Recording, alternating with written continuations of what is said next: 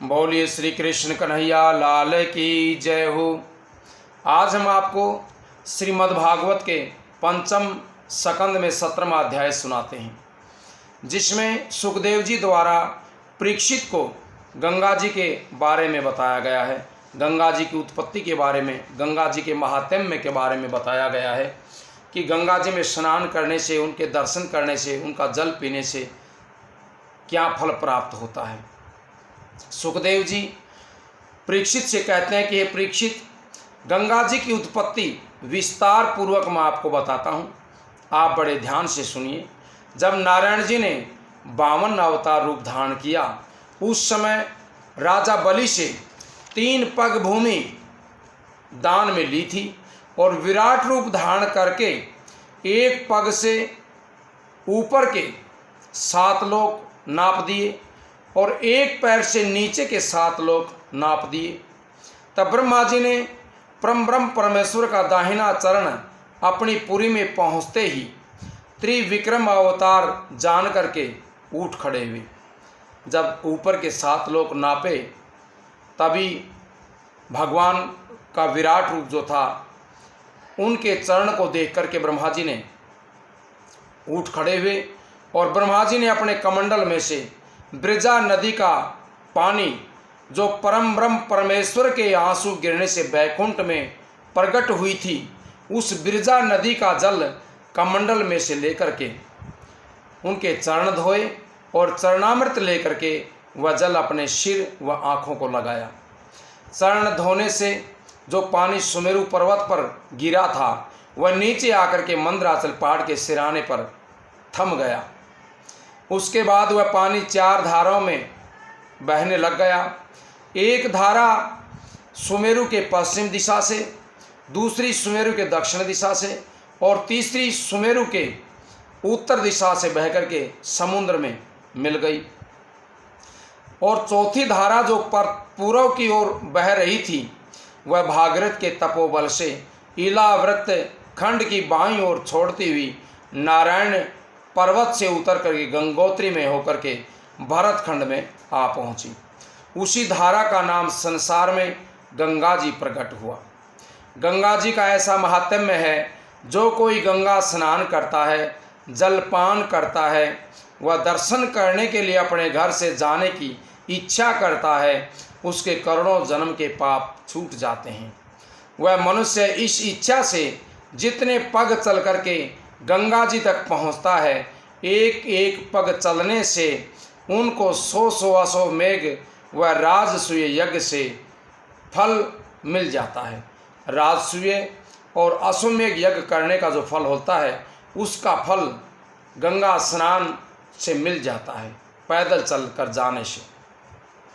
ये वचन सुनते ही परीक्षित संदेह मान करके सुखदेव जी से पूछने लग गए कि महाराज, जब मनुष्य को गंगा स्नान करने से, गंगा की यात्रा करने से, वहाँ पहुँचने से इतने यज्ञों का फल मिलता है, तो हमारे दादा युधिष्ठिर जी ने इतना रुपया खर्च क्यों किया, इतने यज्ञ क्यों किए, और जो दूसरे राजा इतने यज्ञ क्यों कर रहे हैं। ये वचन सुनकर के सुखदेव जी कहने लगे कि हे राजन, हे परीक्षित, हम तुम्हें एक इतिहास सुनाते हैं, उसे ध्यान से सुनिए। एक समय महादेव जी पार्वती को साथ लेकर के मकर महीने में गंगा स्नान करने के लिए प्रयागराज को जा रहे थे। रास्ते में पार्वती ने बहुत लोगों को जाते हुए देख करके महादेव जी से गंगा स्नान का महात्म्य पूछा। शिव जी ने कहा कि हे पार्वती, जो कोई अपने घर से गंगा नहाने के लिए चले, उसको एक एक पग चलने से 100 मेघ यज्ञ का फल मिल जाता है और करोड़ों जन्म के पाप छूट जाने से वह देवता के समान हो जाता है। ये वचन सुनने व यात्रियों को देखने से पार्वती के मन में संदेह हो गया कि लाखों नीच जाति के मनुष्य गंगा जी में नहा करके चले जाते हैं, पर इन लोगों की गंगा स्नान करने से अभी तक कुरूपता नहीं गई है, तो देवताओं की तरह शरीर कैसे प्राप्त हो सकता है। महादेव जी ऐसा कह रहे हैं ये मन में पार्वती को शंका हो गई। इतने यात्रियों को वैसा फल किस तरह मिलेगा? ऐसी शंका करके पार्वती जी प्रार्थना पूर्वक महाराज शंकर भगवान से कहने लगी कि महाराज, आपने गंगा जी का महात्म्य इस तरह वर्णन कर दिया, परंतु इन यात्री को देखते हुए, जो यात्रा कर रहे हैं, इनको हम देखते हैं तो इनका कुरूप भी ठीक नहीं हुआ है। मुझे इस बात में संदेह लगता है। महादेव जी बोले कि इस भेद को हम तुमसे क्या कहें, अपनी आँखों से तुम देख लो। ये कह करके जब शिव जी गंगा जी के निकट पहुँचे तब वहाँ एक कोढ़ी का रूप बना करके बैठ गए और पार्वती से बोले कि तुम दिव्य रूप अति सुंदर होकर के मेरे शरीर की मक्खियाँ उड़ाओ, और स्नान करने वाले जो यहाँ आएंगे, जो कोई तुमसे पूछे तो उनसे ये कहना कि मेरा पति कोढ़ी हो गया है। और एक पंडित जी ने कर्म विपाक की पोथी दे करके बताया है, यानी जन्म कुंडली दे करके बताया है कि जिस किसी ने 100 अश्वमेघ यज्ञ किए हों वह इनको अपने हाथ से एक बार छू देगा तो उनका कोढ़ ठीक हो जाएगा। यहाँ लाखों मनुष्य गंगा जी पर स्नान करने के लिए आते हैं, इसलिए मैं इनको यहाँ लेकर के आई हूँ कि जिसने 100 अश्वमेघ यज्ञ किए हों वह इनको स्पर्श कर दे तो इनका कोढ़ अच्छा हो जाएगा, शरीर ठीक हो जाएगा। जब पार्वती ने देव कन्या के समान रूप बना करके भगवान शिव की मक्खियाँ उड़ाने के लिए बैठ गई और यही बात कहने लग गई, तब बहुत से यात्री उनका रूप देखते हैं और मोहित होकर के उनके पास आते हैं, चारों ओर खड़े हो जाते हैं। उनमें कोई पार्वती को अपने साथ चलने के लिए कहता है, कोई उनसे हंसी ठट्ठा करता है, और कितनों ने अनेक तरह का डर व लोभ लालच पार्वती जी को दिया। ज्ञानी लोगों ने कहा कि स्त्री, ये जो स्त्री है बड़ी धन्य है, इसके अच्छे भाग्य हैं कि जो इस दशा में भी अपने पति की सेवा नहीं छोड़ती है। जो स्त्री अपने स्वामी को काना, कुबड़ा, कोढ़ी, लंगड़ा, अंधा, दरिद्र, कुरूप कैसा भी हो परमेश्वर के समान मान करके आनंद पूर्वक उनकी सेवा करे और पर पुरुष को कुभाव से न देखे, न तो कुभाव से देखे न अच्छे भाव से देखे, अपने पति को ही देखे और उसको भगवान के समान माने, उसे पतिव्रता कहना चाहिए।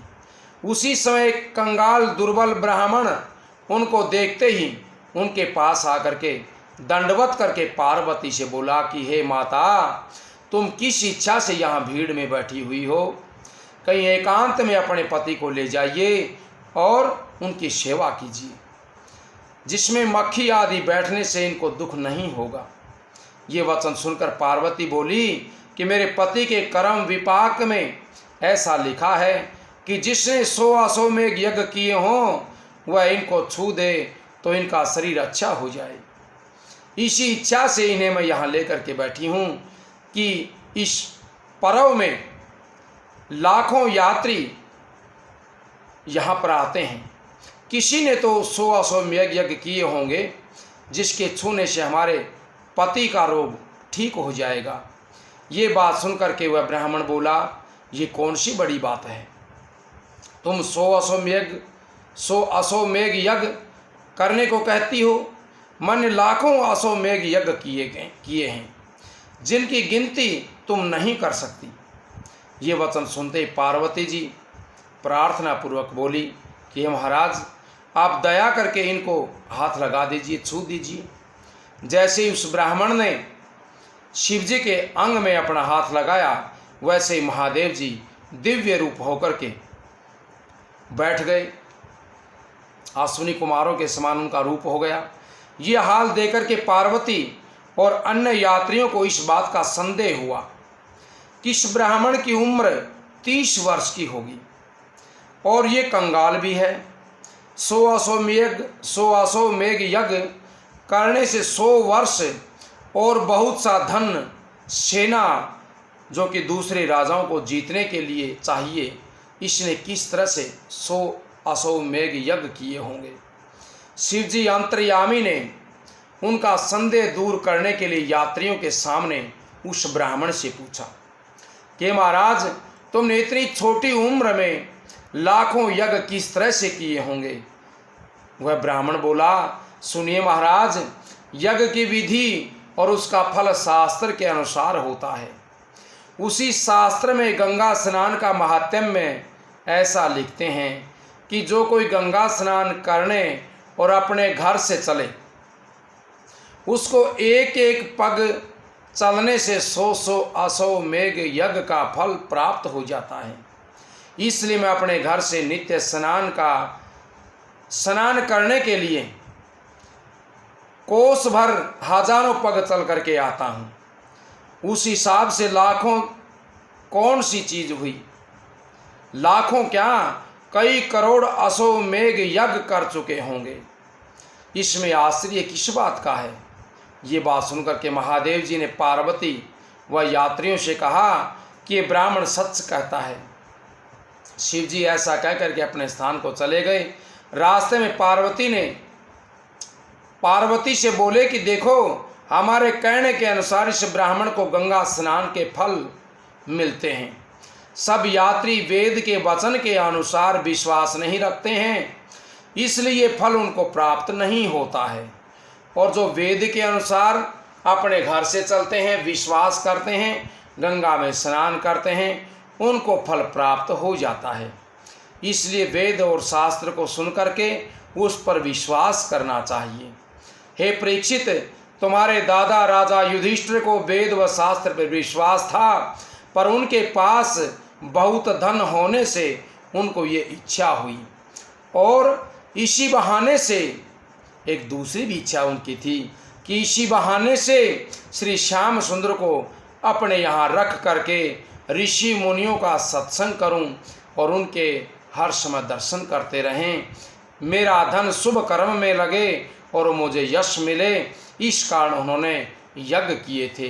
भगवान कृष्ण को अपने पास रखा था कि मैं उनके मुखार बिंद के दर्शन करता रहूं। बोले श्री कृष्ण भगवान की जय हो। आगे जो हम आपको कथा सुनाएंगे, सुखदेव जी के द्वारा प्रत्येक खंड में होने वाली हरि पूजा का वर्णन, किस खंड में किस देवता की पूजा हो।